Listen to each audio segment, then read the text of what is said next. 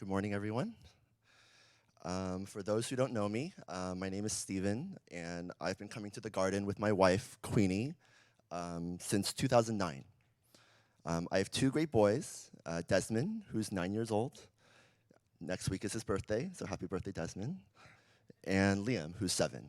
But my testimony isn't really about them, at least not yet.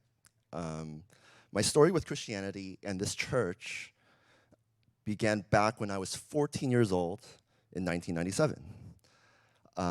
Yeah, so that's my awkward time of being 14.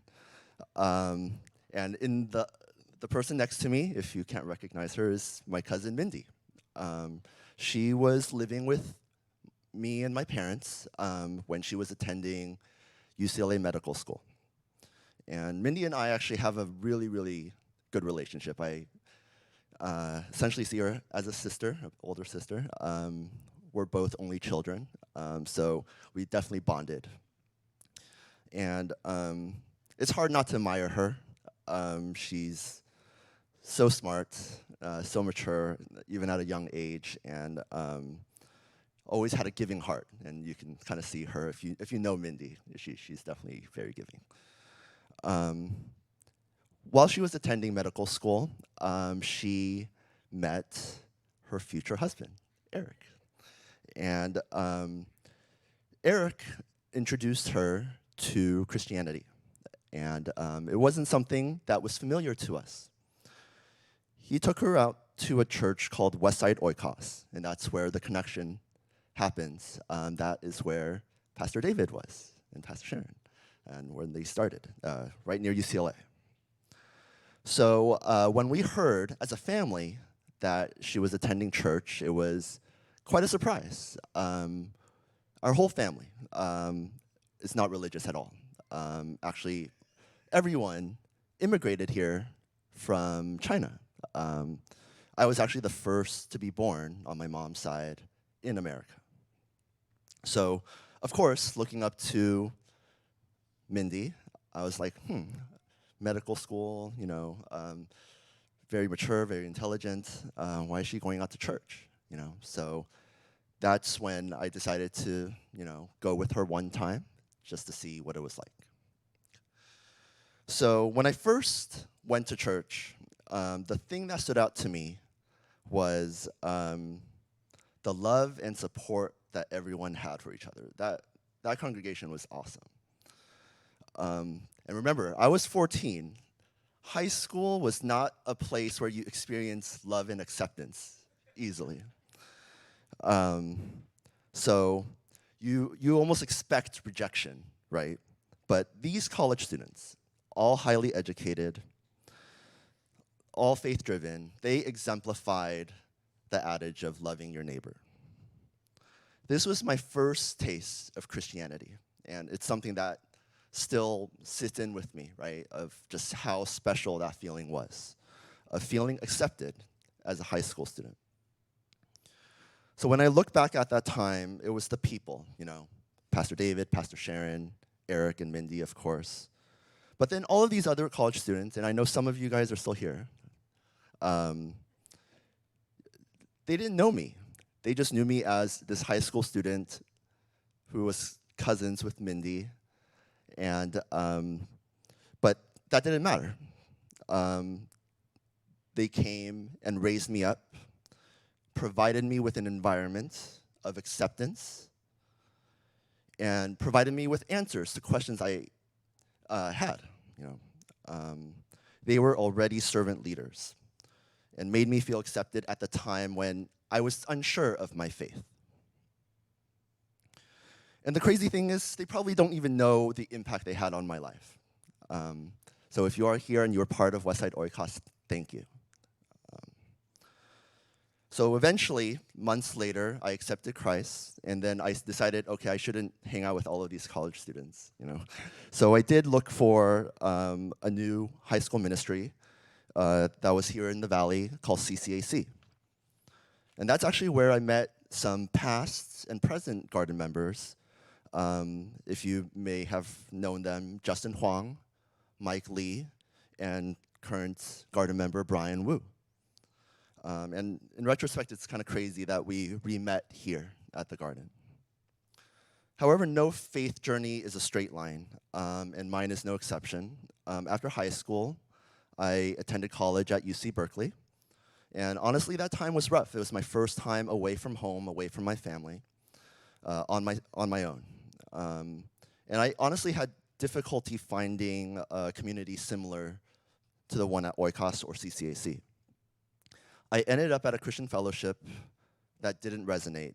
And instead, that congregation pushed me away from my faith. And that's the difference, right, of like a church that's welcoming.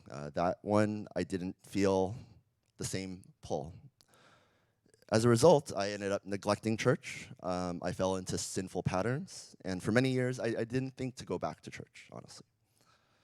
However, God always has a plan to bring back his sheep. The year I graduated college, I ended up back home in LA, this time in Corona, where I ended up meeting my current wife, Queenie, at our mutual place of work. We dated for 3 years, and we got married, and we had to find a place to live. And weirdly enough, oh yeah, where does Mindy and Eric live? They live in Porter Ranch. So we came back here, nice, familiar stomping grounds. And at the time, we heard that Pastor David and Pastor Sharon moved their church from UCLA to the Valley. I'm like, wow, that's kind of crazy.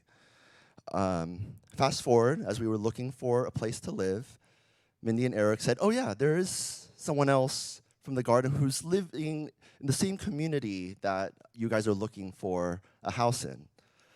And fast forward, we bought our house, and our next door neighbor, because we were a corner lot, we only had one neighbor. It was James and Caroline Pack. So Caroline is Marion's sister, and they were CG leaders at the Garden at the time. We ended up joining the Garden, joining their CG, which was a co-ed CG, so it was really great to meet other couples. And through this outreach, we met some of our closest friends we have today. And this is an example. This is a picture. Man, the 2010s was a baby boom, honestly. So yeah, so thank you to all of my past CG members. It was definitely a special time. They were there for us during very rocky times, which included, most prominently, when my mom got cancer. It was definitely the lowest emotional point of my life. I was actually very close to my mom. My mom and I viewed her as my best friend. So it was rough. You know, this was the last birthday for my son, Desmond, turning 1, you know. So this was her only experience as a grandmother that she had. So, of course, doubt started to creep in again. Faith was challenged, but there's always a silver lining in all of this stuff, right? As I mentioned at the beginning of the testimony, God and Christianity was not familiar to my family. But that didn't mean that God wasn't working through my family, through me and Mindy.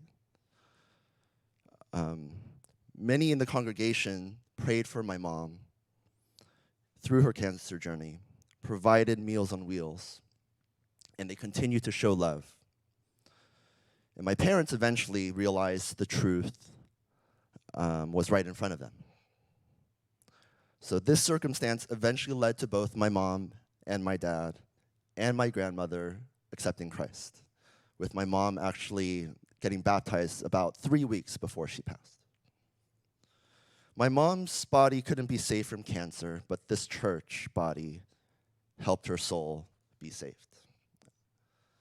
This church body stayed with me, showed my family love, and it continued further on. You know, eventually, my mother-in-law also accepted Christ, and even recently, she was also diagnosed with cancer, which resulted even more support, receiving prayers from my old CG led by Pastor Robert, and my current CG with Pastors Mike and Mayu.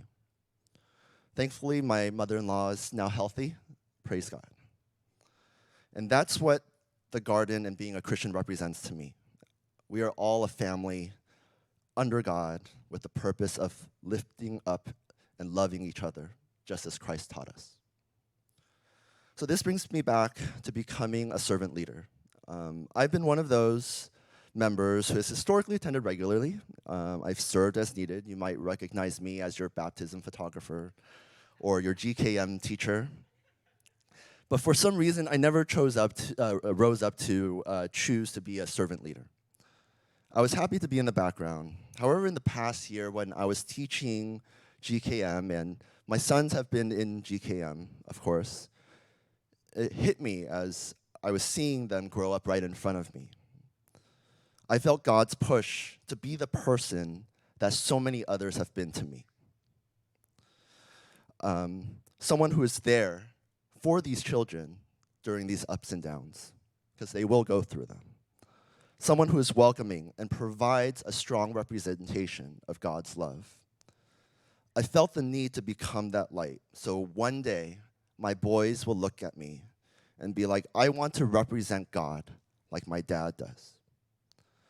One of my favorite verses from the Cultivate class, which we take before becoming a servant leader, was, "For even the Son of Man did not come to be served, but to serve, and to give his life as a ransom for many." Mark 10:45. And that represents my viewpoint as a Christian and a servant leader, with more of a focus on our children. So I hope that whoever's listening, this encourages those who haven't taken that step to become a servant leader. It's never too late. I'm evidence of that. It's honestly a beautiful time to truly grow in your relationship with God and to represent a deeper Christian life. And I guess to put a final bow to this story, during the Cultivate class, we found out some news. I mentioned I have two sons, Desmond and Liam. Well, we won't be having two boys anymore. We will actually have three boys coming next year.